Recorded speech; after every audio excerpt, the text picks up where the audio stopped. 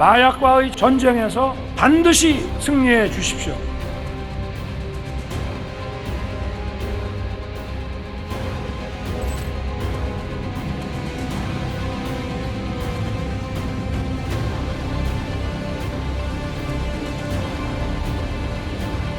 마중을 나와서 검색대 사이로 빼내줬다.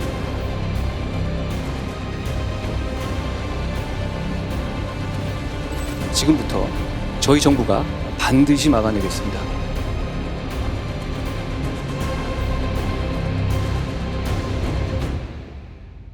윤짜장 썰전은 위트와 해악이 담긴 말 그대로 썰 푸는 시간입니다. 즉 믿거나 말거나이지만 실제로 많은 관련자들의 얽히고 설킨 풍문, 밝힐 수 없는 취재원과 제보자들의 진술을 토대로 만들고 있습니다. 특정인을 허위로 비방할 목적이 아닌 드러나지 않은 숨겨진 이야기들을 공론의 장으로 드러내기 위한 썰전입니다.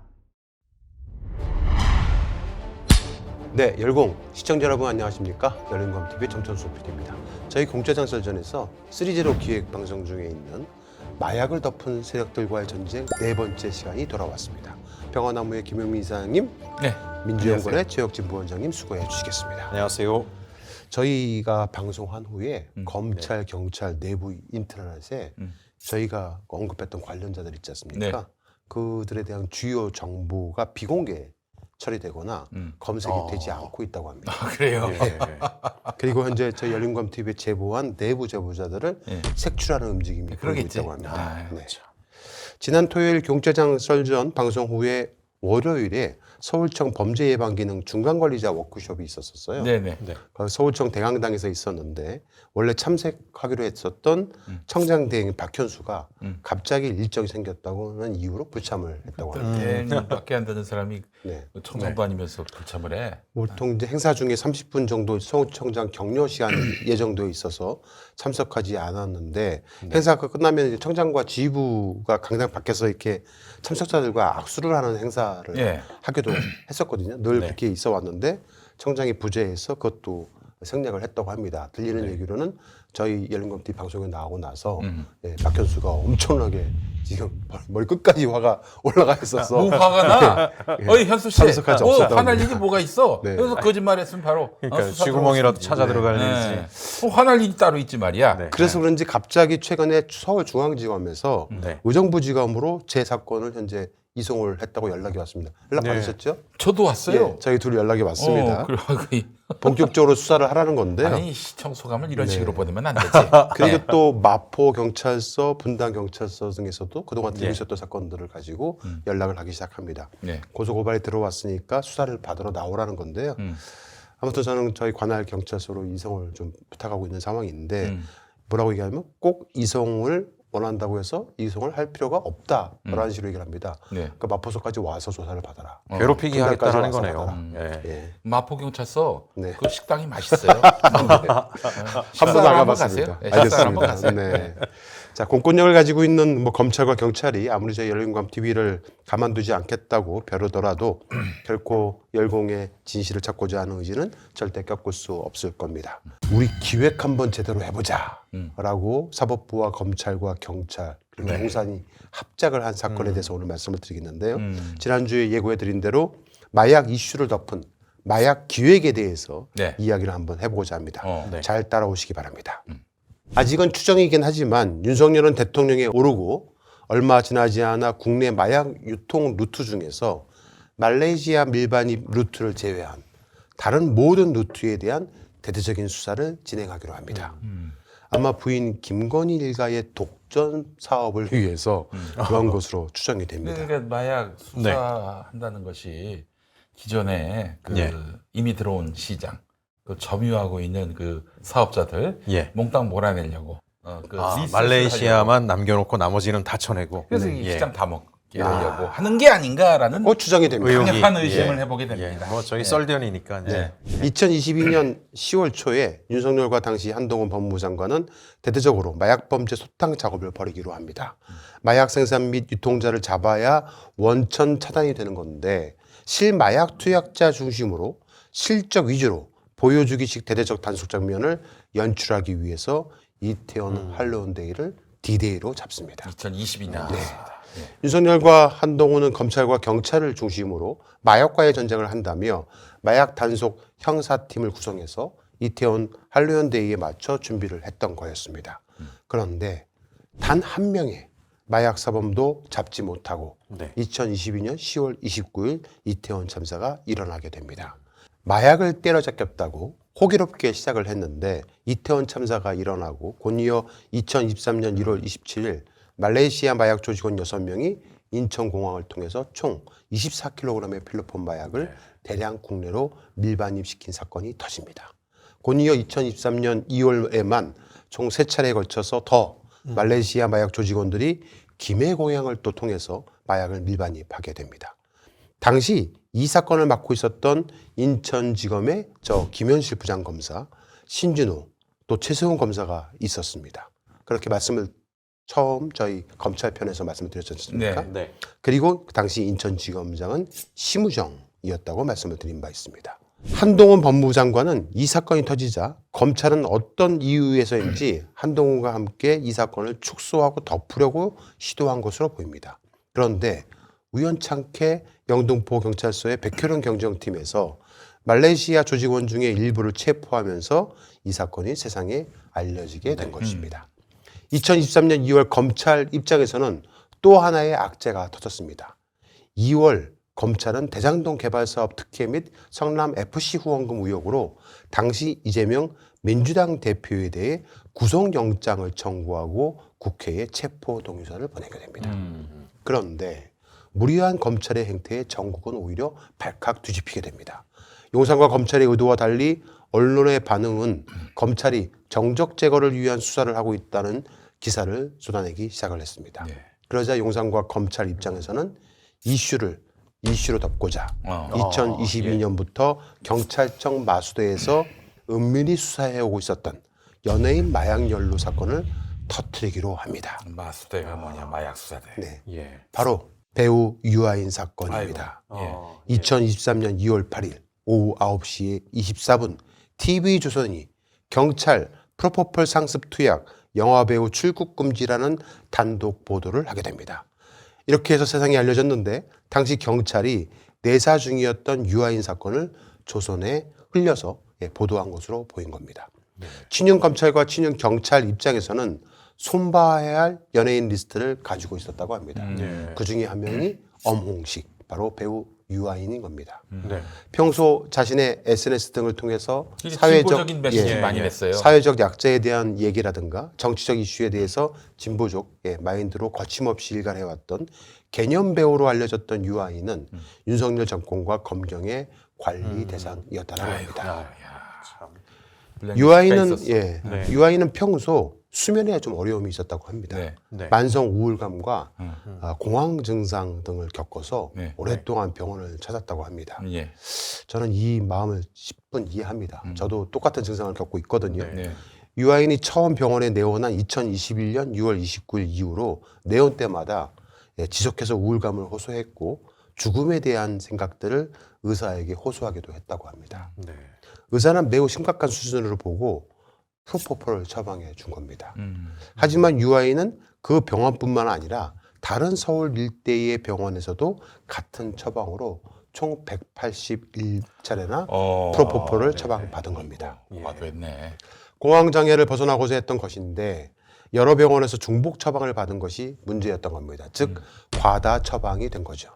결국 이 사건은 식약처에서 마약류 통합관리 시스템에 유아인 한 명에게 약물이 과다 처방되고 있는 이상 징후가 발견돼서 경찰청 마수대에 수사를 의뢰하게 된 겁니다. 아이고야.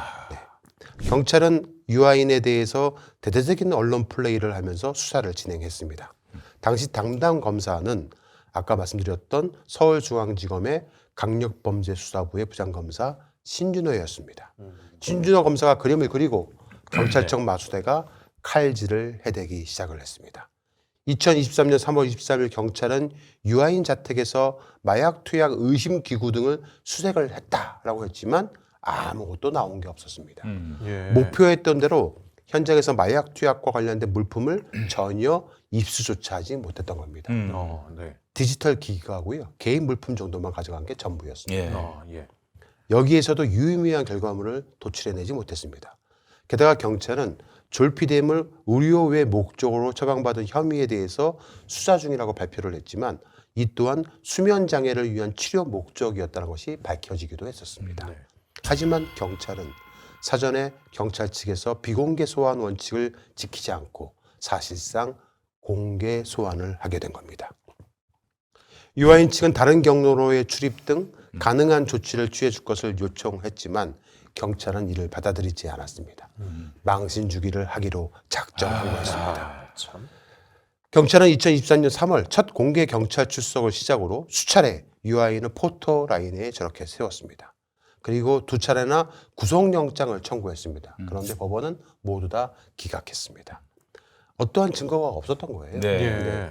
경찰은 2023년 3월 첫 공개 경찰 출석을 시작으로 수차례 유아인을 포토라인에 세웠고 네. 2차례 구속영장을 청구했지만 법원은 모두 증거가 불충분하다면서 기각했습니다. 네. 경찰은 결국 수면마취형 의약품, 불면증 치료제 등을 모두 향정신성 의약품으로 보고 기존 혐의를 더해서 검찰로 송치합니다. 자, 사건을 이첩받은 검찰은 2023년 10월 프로포폴 상습 투약, 타인 명의의 수면제 불법 처방 매수, 대마 흡연 및 교사, 증거인멸 교사 등의 혐의로 불구속 기소합니다. 당시 담당 기소검사가 바로 진안경찰청 설전 인천세관 마약 연루 사건을 덮은 서울중앙지방검찰청 강력범죄수사부의 김현실 부장검사였습니다. 결국 유아인은 2024년 9월 징역 1년을 선고받고 법정 구속됐습니다. 그를 법정 구속시킨 판사가 누군지 아십니까? 지규현 판사. 지규현 판사요? 네. 자, 이렇게 뭐 다 짜고 치는 고스톱이라고 보시면 됩니다. 예. 유아인은 올 2025년 2월에 2심에서 징역 1년에 집행유예 2년, 네. 벌금 네. 200만 원을 선고받고 풀려났습니다. 2심 재판부는 유아인에게 오랜 기간 수면장애와 우울증을 겪고 제대로 잘 수 없는 고통으로 약물에 의존해서 범행을 한 것으로 본 겁니다. 그래서 감형을 해줬죠. 즉 경찰은 유아인이 필로폰 같은 진짜 마약을 한 것도 아니고 네. 불면증을 극복하기 위해서 과다 처방을 받은 것으로 털어서 나올 때까지 탈탈탈탈 아이고, 털어서 결국 배우 유아인의 인생을 거덜내 버린 겁니다. 당시 경찰 내부자의 이야기를 들어보도록 하겠습니다. 유아인 사건은 서울청 마수대하고 중앙지검 신준호 검사 이렇게 같이 협업해서 작업을 했는데 유아인은 오래전부터 얘기가 돌았어요. 유아인의 정치적인 행동이나 언어 이런 것들이 윗선에 찍혔기 때문에 신준호가 아주 작정을 하고 서울청 마수대하고 협업해서 유아인을 죽이려고 했고 구속영장을 2번 쳤는데 기각이 됐죠. 그때 신준호가 차장검사로 진급을 해요. 신준호가 말레이시아 마약 사건 이슈에 유아인 이슈로 덮어준 공로를 인정받아서 9월달 검찰 인사의 차장검사로 승진을 하게 됩니다. 그 자리를 김현실이 이제 치고 들어와요. 김준호가 김현실을 인천지검에서 끌어온 거죠. 그때 김현실이 유아인을 한 달 있다가 기소하는 책임자를 맡습니다. 그리고 공판검사는 서울중앙지검 마약 전담 검사로 알려진 김태호 검사가 협업해 유아인에게 구형 4년을 때려버립니다. 그리고 유명 연예인인 유아인이 도주에 염려가 있다는 이유로 징역 1년에 담당 판사가 법정 구속을 시켜버리는데 그 판사 이름이 바로 지규현 판사입니다. 네. 저 당시에 저 지규현 판사가 네. 그리고 검찰이 유아인 피의자를 법정에 세워놓고 엄청 면박을 주고 완전히 그냥 얼굴을 못 들 정도로 창피를 줬다고 합니다. 예. 야, 윤석열 앞에서는 그렇게 꼬리를 내렸던 네, 사람이 네. 연예인 한 명 조질 때는 진짜 완전히 뭐 네. 여기서 유한이 씨한테 너무 고맙네요. 네. 그때 이제 예. 그래도 끝까지 살아서 그렇죠. 네, 네. 증인으로 남아준 것이 너무 고맙습니다. 예. 야, 하여튼 공황장애로 너무나 많은 과다 처방을 받은 거는 사실이고 그건 잘못된 네. 거죠. 예, 그 부분을 제가 뭐 실드 주고 싶은 생각은 전혀 없습니다만은 어찌됐든 필로폰이라든가 뭐 이러한 네. 진짜 마약을 한 것도 아닌데 예. 이걸로 그 사람의 인생을 이렇게 거덜내도 되는 것인지에 대해서는 한번 생각을 해볼 필요성이 있을 것 예. 싶습니다. 그리고 의사가 자신의 네. 의료적 조치로서 정상적인 처방을 한 것들도 있을 텐데 그렇죠. 그걸 다 빼고 그렇죠. 180회 이렇게 해버리면 네. 엄청나게 이 프로포폴을 네. 즐겨 한 사람처럼 이미지가 확 씌워지잖아요. 맞습니다. 정말 프로포폴로 감옥 갈 사람은 따로 있고요. 곧 네. 열린광TV에서 보도를 할 겁니다. 네.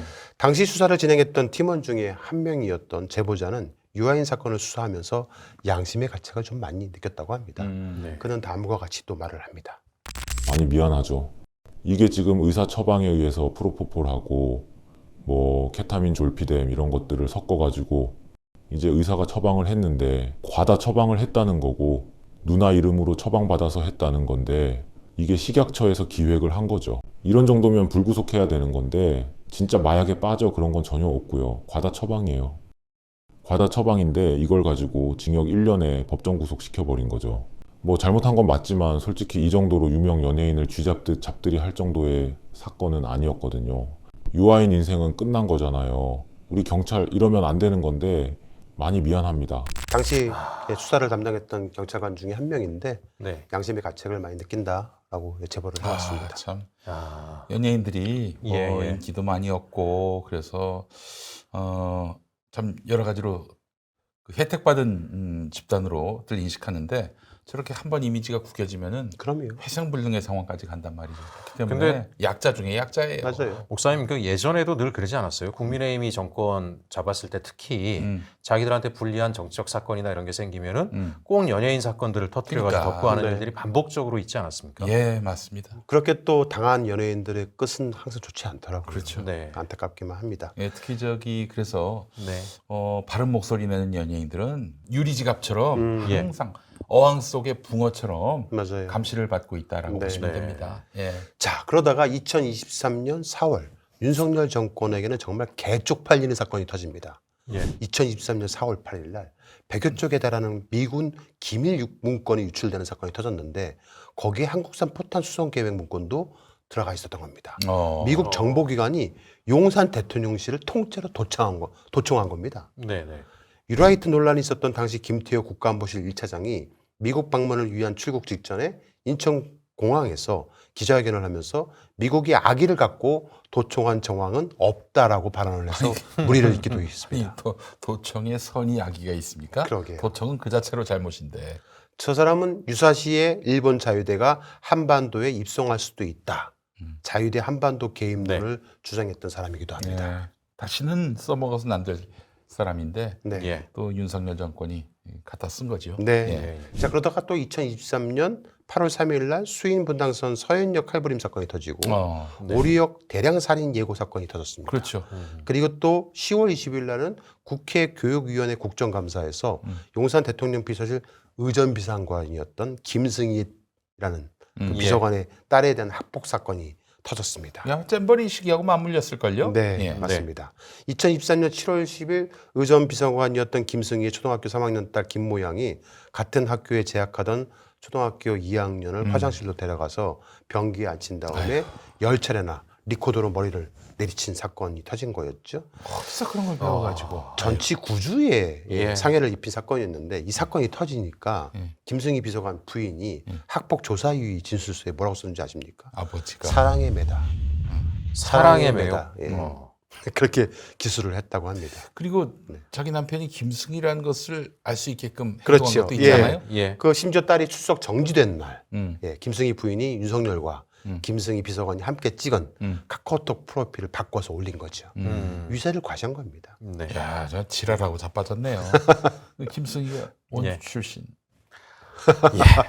원주에 예. 좋은 분들 많이 계신데. 네. 아, 그러니까요. 어쩌다 이제 이런 오명을 자꾸 뒤집어 쓰는지.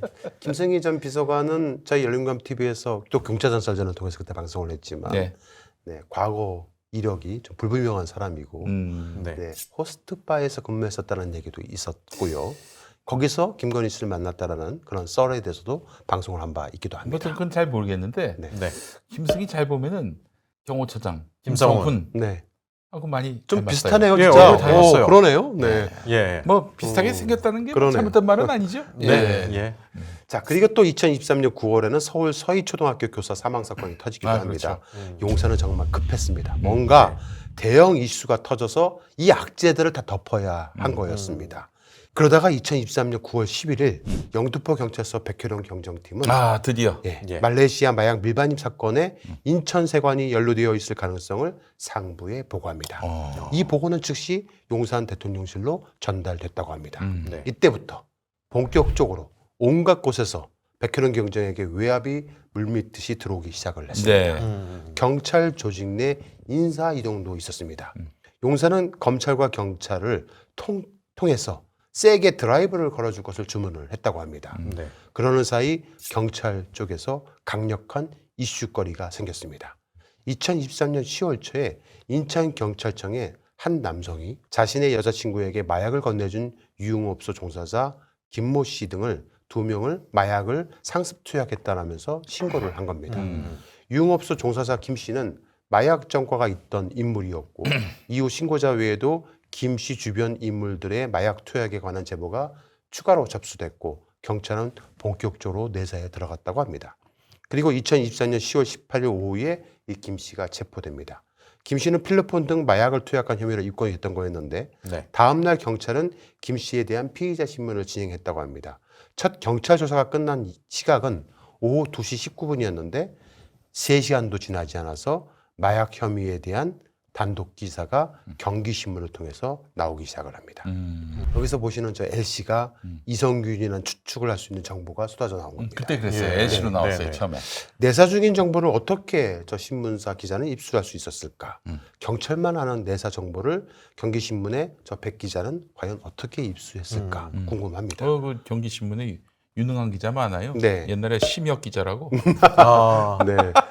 정식 기자는 아니었습니다. 네. 아 그래요? 프리랜서 기자. 난 기자인 줄 알았는데. 정식 기자는 아니었습니다. 알겠습니다. 지금 유탐사의 강진구 기자도 프리랜서 기자라고 어. 유탐사의 자기가 프리랜서 기자라고 법정에 나가서 증인 선서를 하고 그렇게 얘기하기도 했습니다. 에이, 지금은 현재 열린공감과 전혀 별개의 회사인 주식회사 시민언론 유탐사의 임원이죠. 지금 아닌데 임원 아니에요. 근데 직원이죠. 아니, 유탐사와는 어떤 관계? 프리랜서로 일하고 있는 기자예요. 유탐사를 위해 일을 하고 있는 유탐사를 위해서 일을 하고 있는. 네. 자, 자꾸 세지 마시고. 예. 네. 자, 정식 수사 절차도 시작하지 않은 입건전 조사 단계에서 이 씨가 수사 전선에 올랐음이 어떻게 언론에 알려졌는지 알아봐야 될 듯 싶습니다. 네네. 경찰이 흘렸다고 의심하는 게 합리적이죠. 네. 네. 모든 수사가 그렇지만 특히 마약 수사는 보안이 중요합니다. 수사 사실이 알려지면 피의자가 증거를 없애거나 도주할 가능성이 크기 때문에 그렇습니다. 네, 네. 그러나 이성균 씨 사건에 경찰은 완전히 반대, 딴판이었습니다. 윤석열 정부가 마약과의 전쟁을 선포했지만 수사기관의 검거 실적은 정말 지지부진했거든요. 네. 배우 유아인 씨를 상대로 2번이나 구속영장을 청구했지만 모두 기각이 돼서 그렇죠. 예. 체면을 구긴 상태였습니다. 이런 상황에서 배우 이성균 씨가 마약을 했다라는 첩보는 그냥 넘겨버릴 수 없는 기막힌 유혹이었을 겁니다. 네. 결국 경찰이 정보를 흘렸을지 검찰이 흘렸을지 이거에 대한 진실은 1년이 지난 뒤에 꼬리가 밟혔습니다. 네. 2024년 7월 경기 남부경찰청 반부패 경제범죄수사대는 이성균 씨가 숨지고 나서 언론의 물매를 맞자 부랴부랴 정보 유출자 색출에 나섰습니다. 그리고 공무상 비밀 누설 및 개인정보보호법 위반 혐의로 인천경찰청 경찰관 A씨, 예. 인천지검 수사관 B씨를 검찰에 송치를 했고 개인정보법 위반 혐의로 인터넷 연예매체 디스패치와 경기 지역 신문사였던 경기신문 등 언론사 기자 4명을 검찰에 송치하게 됩니다. 이선균 씨가 돌아가신 이후에 네. 예. 저게 드러난 거예요. 문제는 이성균 씨가 마약 혐의로 경찰의 수사를 받고 있다는 정보를 경기신문 기자에게 최초로 알려준 곳은 검찰이었습니다. 검찰 수사관이었던 거죠. 야 이런. 경기신문은 이 검찰의 정보를 토대로 2023년 10월 19일 날 톱스타 L씨 마약 혐의로 내사 중이라는 제목의 기사로 아유, 이 사건을 처음 보도했던 겁니다. 네. 예. 이후에 여러 매체에서 후속 보도가 잇따랐고 이성균 사건이 일파만파 번졌던 겁니다. 과연 당시 검찰 수사관 단독으로 생각을 해서 이 정보를 흘렸을까요? 그럴 리가 없죠. 뭐 그러죠. 네. 네. 꼬리자르기를 한 것으로 보이는데요. 이 이성균 수사정보 유출 사건도 서울중앙지검하고 인천지검이 이송받아서 불구속 기소를 해요. 그 사람들을, 네. 수사관들을. 지금 현재 이 사건이 어떻게 진행이 됐을 것 같습니까? 무려 1년이나 넘게 지났습니다. 사건이. 그냥 방치되어 있지 않을까요? 해임 파면은커녕 지금 2년째 회수로 지나고 있는데 사건을 쉬쉬하면서 검찰이 현재 들고 있습니다. 아하하. 아 그렇지. 기소도 안 합니다. 그 수사관들에게 네. 이런 부당한, 무리한 그리고 불이익이 가할 조치가 내려지면 안 되지.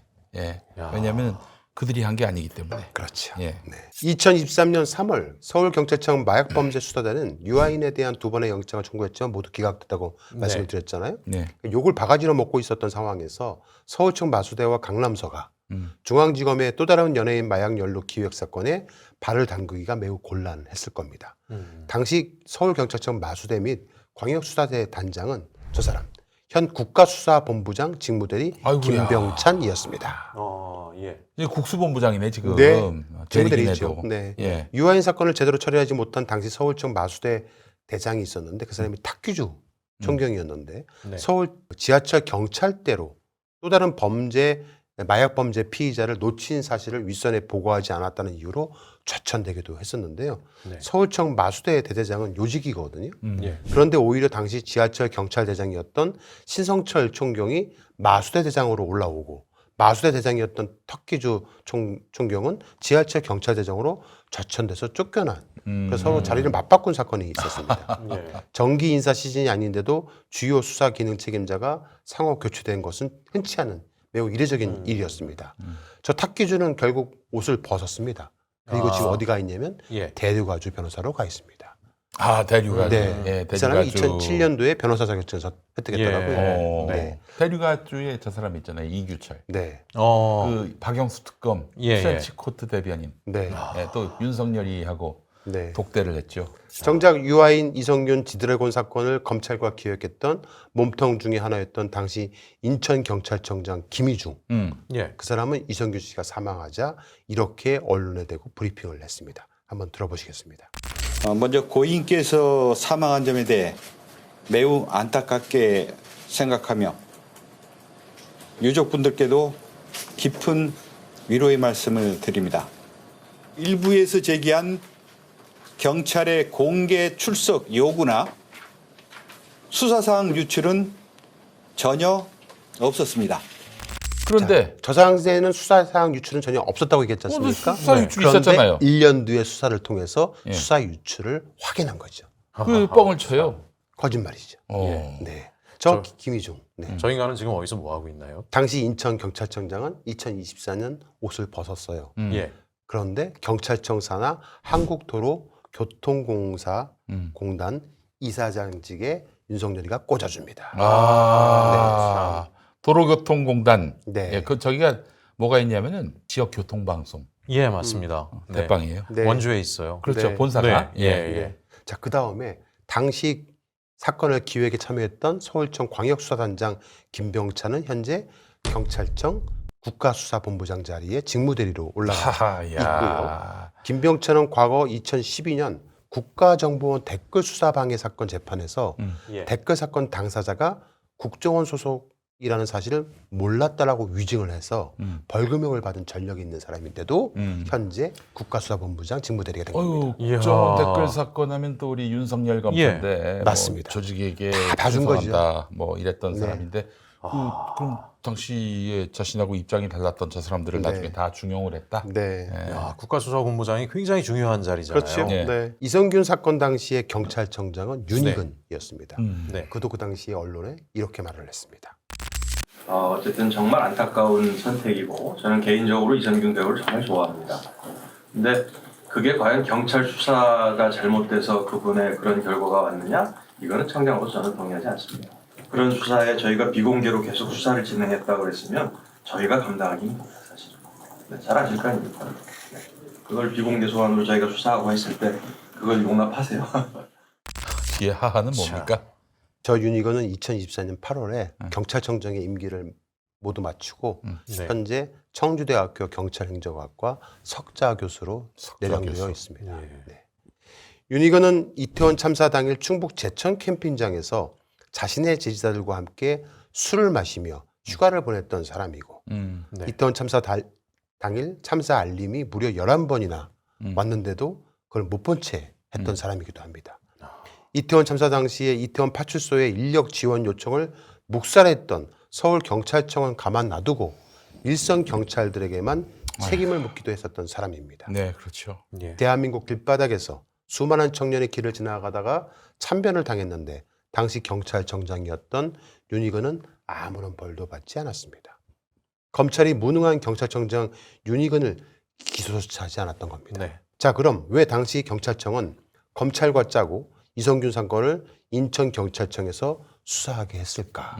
이성균 씨의 주소지나 그 범행 의심 장소의 관할이 인천이 아니에요. 인천하고 인연이 예, 없습니까? 강남 쪽이거든요. 어. 그런데 강남 일대의 의심 장소이기 때문에 제보를 받았더라도 강남 경찰서라든가 네. 서울지방경찰청 마약 수사대로 넘기는 게 통상의 수순이거든요. 그렇죠. 예. 실제 이성균이란 경찰 입장에서는 큰 건을 가지고 네. 당시 강남경찰서와 인천경찰청이 서로 관할 문제로 한바탕 싸움이 벌어졌다는 이야기가 들리기도 했었습니다. 네. 서로 사건을 맡으려고 했던 거였는데 강남서가 사건 발생지가 우리 관할이니까 사건을 이관하라고 했던 거예요. 네. 그래서 갑자기 인천경찰청 관할이 경기신문이 있지 않습니까? 네. 거기다가 단독 보도를 터지게끔 흘려준 거죠. 아, 네. 그 경기신문이 사실 수원에 본사가 예. 있지만 네. 인천 본사도 있어요. 예. 그렇지. 네, 네. 그래서 인천 본사에서 나온 맞습니다. 기사라서 네네. 아, 그렇게도 엮을 수가 있구나. 강남경찰서가 그 대한민국에 있는 경찰서 중에서 마약팀이 2개 팀이 있어요. 오. 마약 1팀, 마약 2팀이 정도 있을 정도로 되게 큰 경찰서인데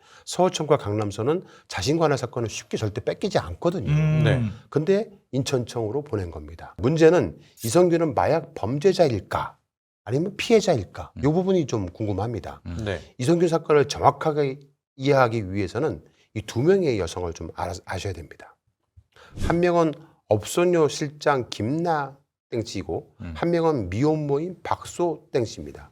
저 김남 땡씨는 당시 29살의 나이에 마약 전검한 육범인 어이구야. 업소녀였습니다. 예. 새끼 마담으로 유명했던 사람이고요. 저 김남 땡씨는 업계에서 알아주는 그 야당, 요즘 야당이라는 영화 뜨고 있지 않습니까? 아, 예, 예. 마약 수사의 정보원이기도 했다고 합니다. 네. 물론 이성균은 이 같은 사실을 전혀 알지 못했다고 합니다. 네. 저 박소땡이라는 또 여자는 예. 뉴스에서 이 아이를 안고 나타났던 28살의 여성이기도 합니다. 저 박소땡은 김남땡과 같은 빌딩 위아래층에 거주하면서 김남땡과의 친분을 이용해서 이성균을 협박합니다. 박소땡이라는 저 여자는 어플로 남자 5명에게 내가 임신했다. 아이고. 그러면서 양육비를 뜯어냈다가 사기로 교도소에 갑니다. 아. 근데 그 교도소 안에 예. 바로 마약으로 들어왔던 김남땡을 만나게 된 거예요. 아이고. 거기서 만난 거예요. 네. 거기서 너무 둘이 친해져서 네. 비밀을 다 공유할 정도의 사이가 돼버린 겁니다.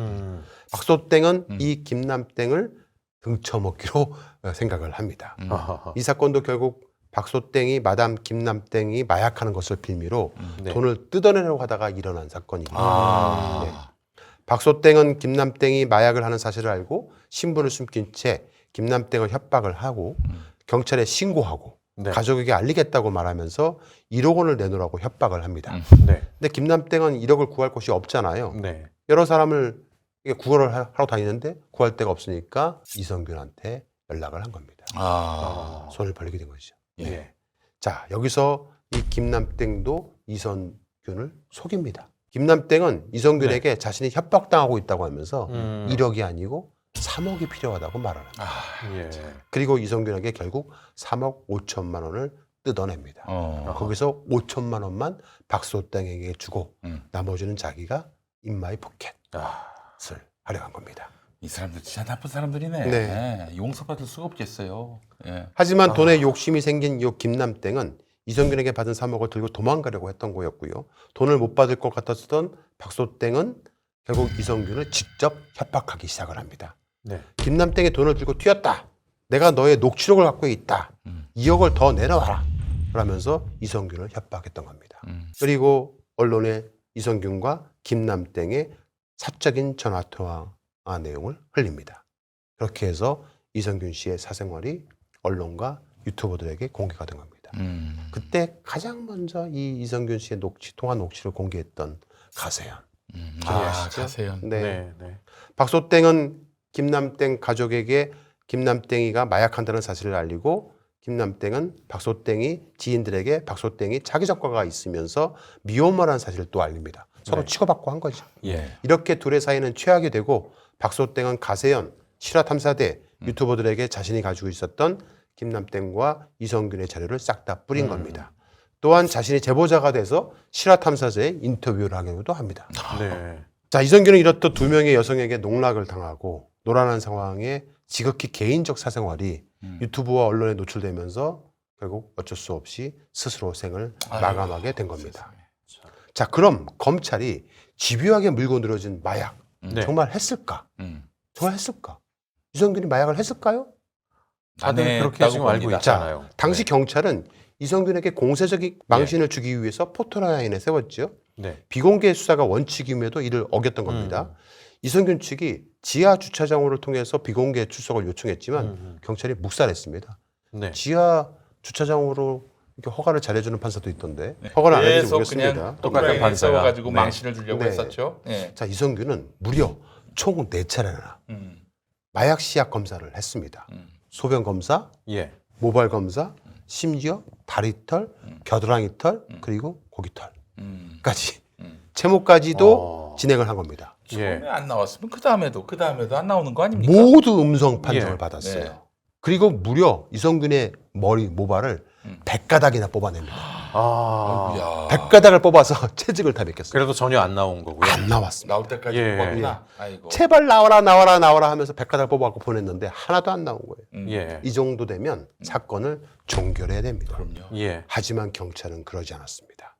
2023년 12월 23일 또다시 이성균은 3차 소환을 당해서 포토라인에 서야만 했습니다. 저때 저 기자들 보십시오. 무려 수백 명의 기자들이 이성균 앞에서 발가벗겨진 이성균을 향해 조리돌림을 해댔습니다. 온갖 언론과 유튜버들은 이성균을 물고 뜯었습니다. 무려 이날 오전 10시부터 조사를 시작을 했어요.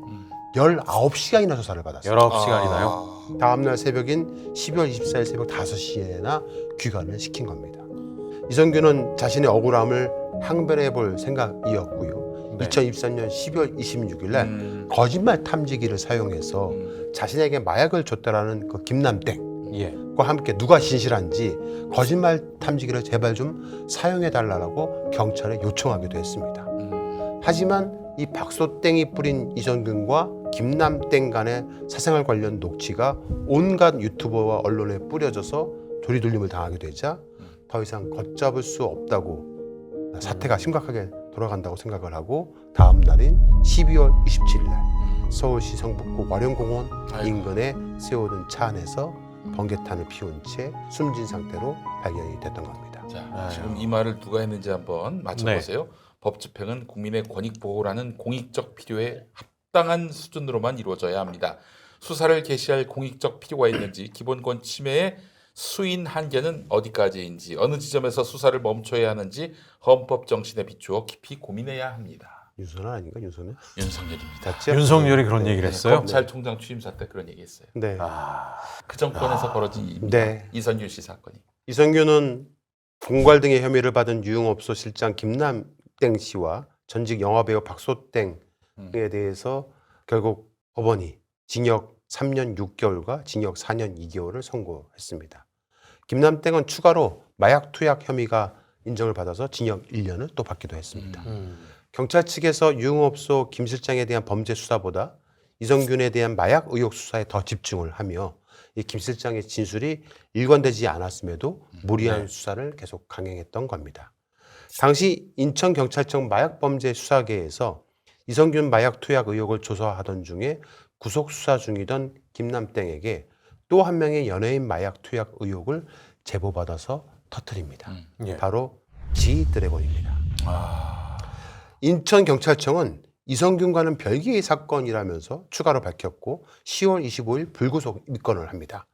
2024년 10월 27일 지드래곤은 본인의 대변인을 통해서 마약을 투약한 사실이 없다라는 공식 입장을 밝히면서 논란을 전면 부인하기도 했었습니다.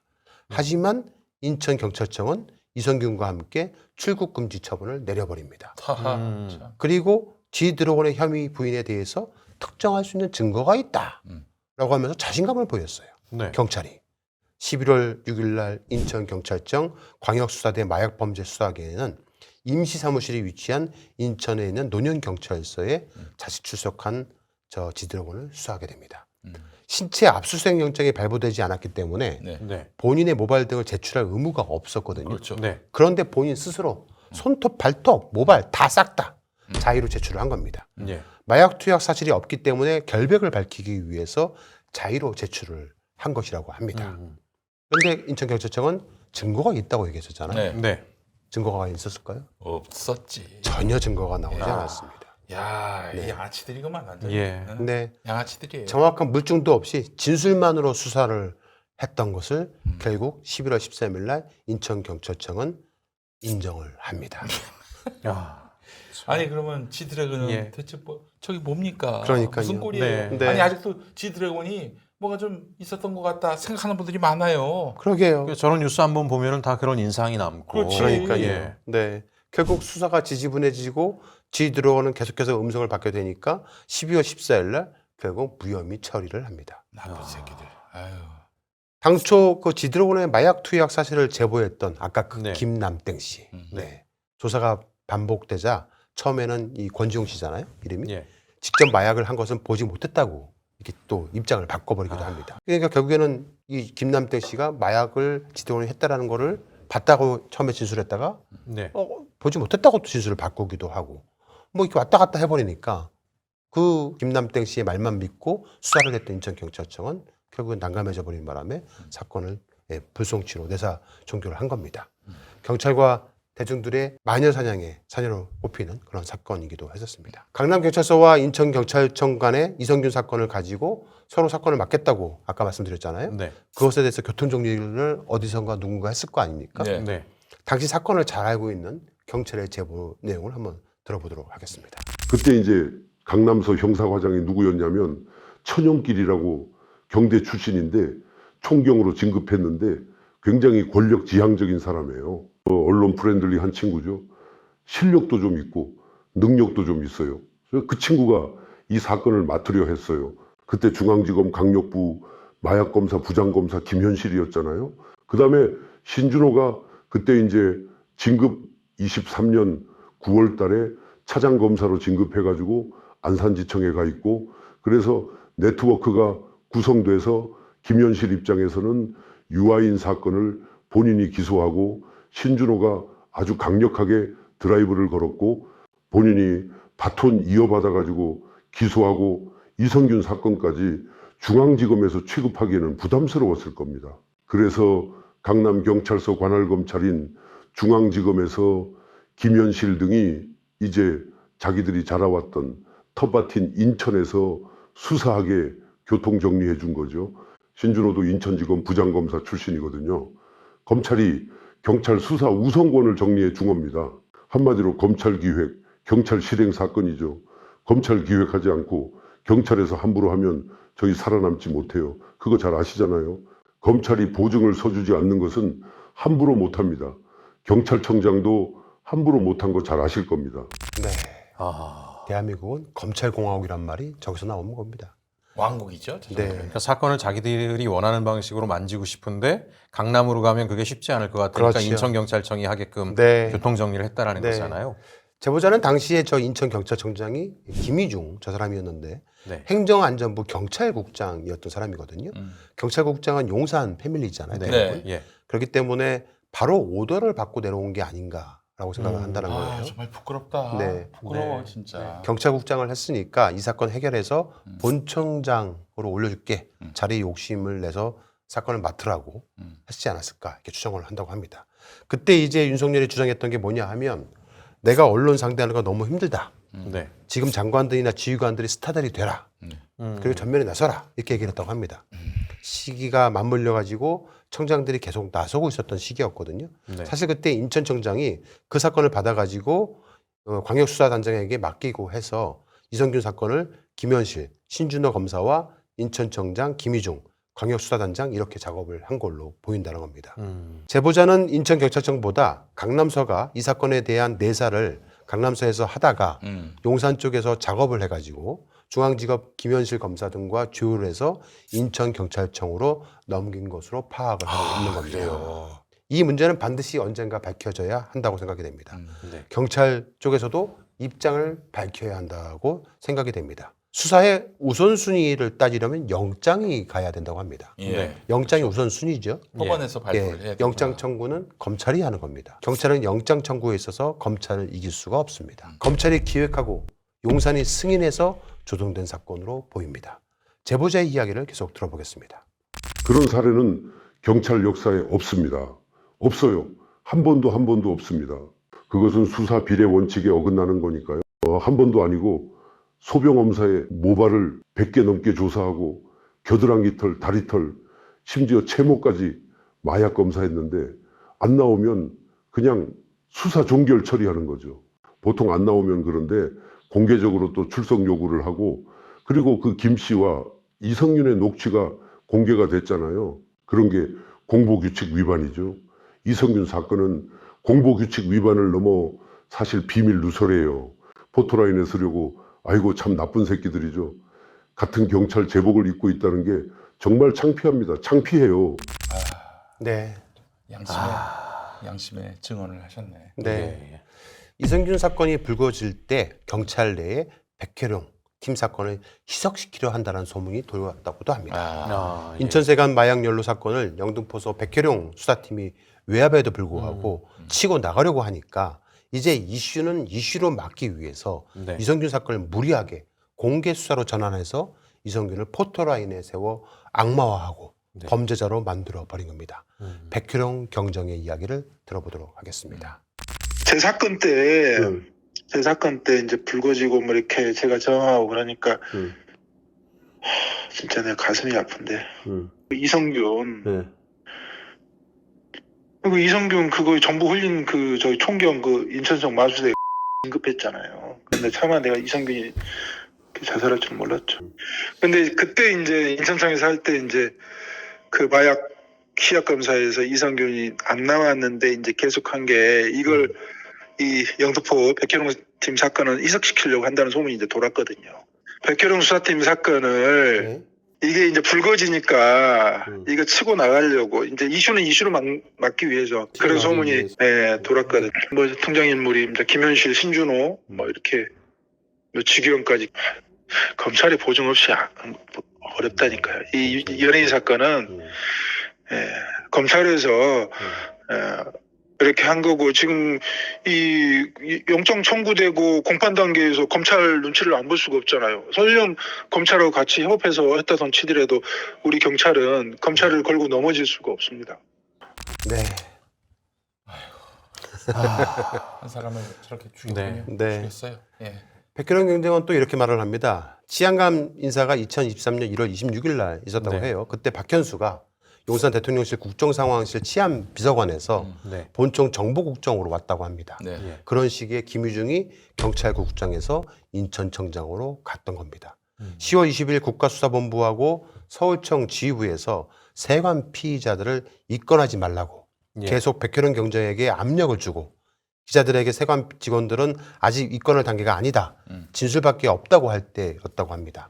그때 백혜룡 경정은 모든 외압에도 굴복하지 않고 10월 22일 밤 11시를 넘어서 세관 피의자들을 입건합니다. 이 일은 10월 22일 날 아침에 보고가 올라갑니다. 서울청 보고가 가면은 바로 국가수사본부에서 국정상황실, 용산 국정상황실에 이제 보고를 하게 된 겁니다. 난리가 난 거죠. 그때 이거 하나 막으라고 그랬더니 그걸 못 막고 피의자 인지까지 해가지고 기사화가 되게 만드냐 하면서 용산에서 난리가 났다고 합니다. 그래가지고 다음 날인 10월 23일 이성균 사건을 인천청하고 서울청, 강남서에서 이렇게 조율을 해가지고 조율도 안 된 상태에서 인천청 마수대에서 급발진을 해갖고 발표를 해버리고 국가수사본부장은 부랴부랴 조정을 하는데 욕을 바가지로 먹으니까 그 다음 날 바로 이성균 지드래곤 등을 매사하고 있다고 언론에 흘려버리고 생쇼들을 한 겁니다. 배우 이성균 씨 등 연예인 마약 사건을 수사했던 인천경찰청은 역대 최다 총경 승진자를 배출했습니다. 그래요? 네. 아이고. 당시 인천경찰청 소속만 무려 6명이나 총경을 승진했다고 사람이 합니다. 죽었는데 무리한 수사로. 근데 승진을 해? 네. 아이고야. 경찰의 꽃으로 불리는 총경은 일선 경찰서장과 또 본청 시도경찰청 과장급 인사거든요. 전체 경찰 가운데 총경 이상 계급은 1%도 안 됩니다. 전국을 강타한 연예인 마약 사건을 수사하면서 배우 이성균이 극단적 선택을 하는 등 과잉 수사 비판이 일고 있었을 때에 인천경찰청은 승진잔치를 벌였던 겁니다.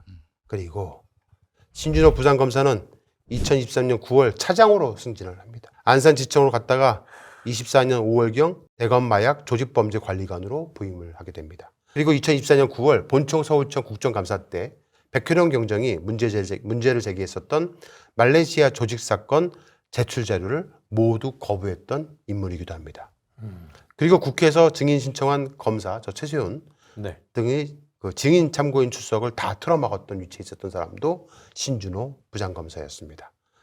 자, 또 그 김현실은 2024년 5월 말에 차장으로 승진을 해서 부산 동부지청으로 갔다가 용산 한남동 관저 수익 계약 등 위법한 공사 관련 고발 사건을 축소 은폐시키기 위해서 급하게 중앙지검으로 올려왔다고 합니다. 야, 이거 악마의 소굴이구만. 현재 저 김현실의 위치가 궁금해요. 기사들 얘기로는 한남동 관저 사건 있지 않습니까?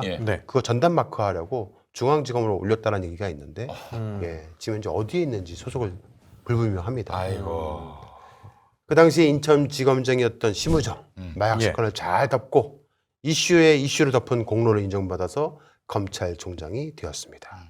아카데미 사관왕에 올랐던 기생충의 주연 배우 이성균 씨. 이성균 씨의 죽음은 사회적 타살이기도 합니다.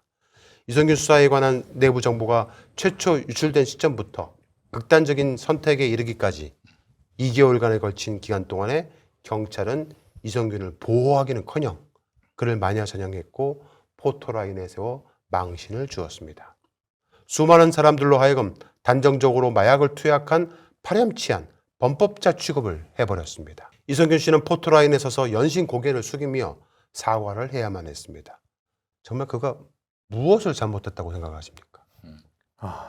그냥 단지 유명한 사람이었다라는 거 외에는 아무 잘못이 없는 거고. 오늘 제 방송을 보면서 느낀 건데, 야, 식김굿이 필요한 놈들이구나. 그런 생각을 했습니다. 식김굿이 필요한 놈들이다.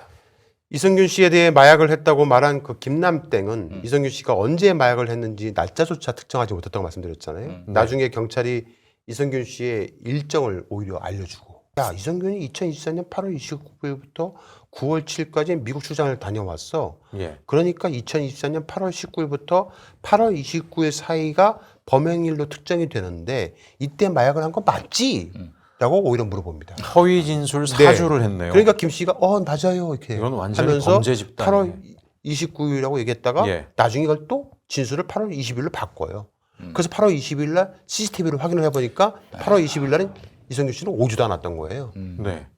이거 이성균 씨는 마약을 했다는 아무런 증거가 없는 겁니다. 그런데 피의자를 입건해버린 거예요. 거기다가 모든 마약 시약 검사는 음성이었거든요. 아예 마약 성분 자체가 검출조차 되지 않았던 겁니다. 4번이나 마약류 검사에서 음성 판정을 받고도 한 달 뒤에 또다시 경찰이 공개 소환을 해서 카메라 앞에 세운 겁니다. 정말 다 갈아엎어야 합니다. 다 갈아엎어야 돼요. 이놈들은 뭐 다시 재활용할 여지가 없는 놈들이에요. 그러면 도대체 이성균 씨는 왜 죽었냐 이렇게 말씀하시는 분들 많을 거 아닙니까? 사생활이에요. 지극히 개인적인 사생활에 대한 누구나 우리는 다 사생활이 있지 않습니까? 그리고 스타들은 말이죠. 그 사실 진짜 무슨 잘못이 있든지 없든지 이미지가 훼손되는 순간 생명이 끝나고 생각했기 때문에 마약 사건으로 죽은 게 아니에요. 개인의 사생활, 그 김남땡 씨하고 통화한 내용, 그게 사생활 내용이 유출된 거 아니에요. 그걸 유출시킨 사람들이 누구냐고요. 지금 검경일 가능성이 굉장히 높은 거죠. 네. 결국 이렇게 된 거네요. 그냥 멀쩡한 사람 데려다가 야 너는 범죄자야. 근데 증거가 안 나왔어. 이게 범죄자라는데 범죄자가 아닌 티를 내네. 너 알았어. 그리고 사생활 터뜨려가지고 모욕 주게 하고 괴롭히게 하고 죽음에 이르게 하고. 그렇죠. 한 사람의 인격을 소중하게 여기는 집단이라면은 저런 수사를 할 수가 없죠. 그러니까 이미 검사가 대통령이 된다고 했을 때에는 이런 상황이 올 것이라고 우리는 짐작했어야 했어요. 세상에 둘로 보이는 거 아닙니까? 자기가 범죄자로 만들 사람과 그냥 범죄자. 검찰에겐 두 부류의 사람밖에 없어요. 그리고 얼마나 그 상대가 우습고 가벼워 보이겠어요. 그러니까 그냥 야 우리가 지금 위기를 만났으니까 네가 좀 재물이 돼줘야겠다. 이거 아닙니까? 나쁜 놈들이에요. 이런 놈들은 인간도 아닙니다. 이성균 씨는 유명이긴 하지만 공인은 아닙니다. 이를테면 공인이 공적 지위를 이용해서 국민들에게 뭔가 해코지를 했다든지 부정부패한 일을 했다라면 국민의 알 권리 차원에서 공인에 대한 수사가 어떻게 진행되는지 정말 제대로 처벌을 하는지 아니면 감싸주는지를 살펴볼 필요가 있지만 유명인은 대중의 호기심을 충족하는 측면은 있지만 알 권리는 존재하지 않습니다.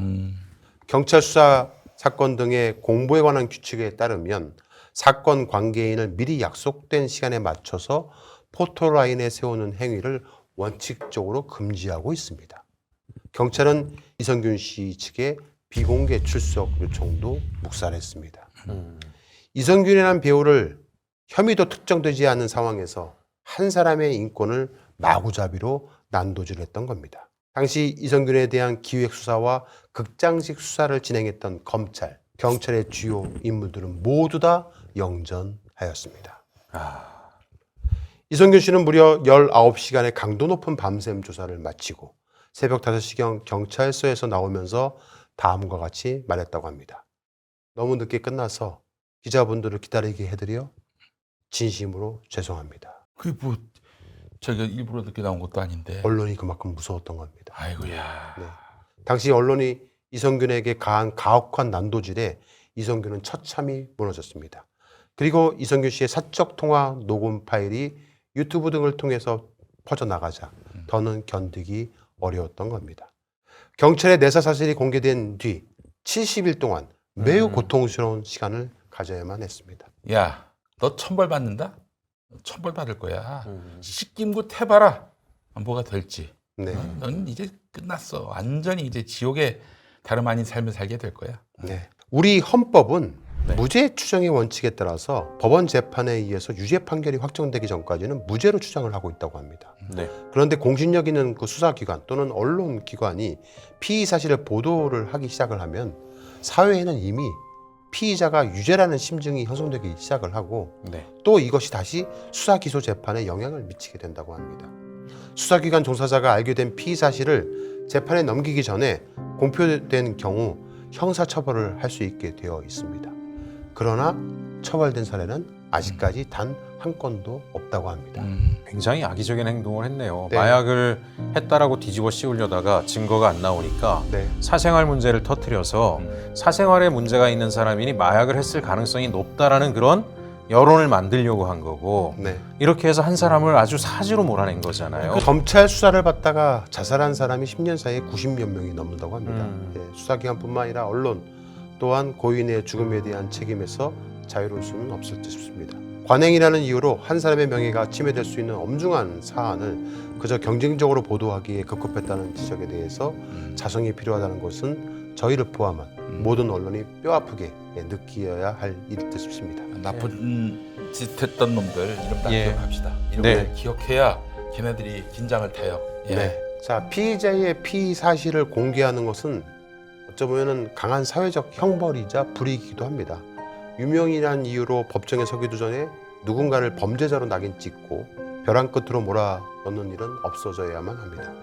이 사건이 수사기관의 피의 사실 흘리기와 언론의 무분별한 보도 관행을 되돌아보고 바로잡는 계기가 이어지기를 바랍니다.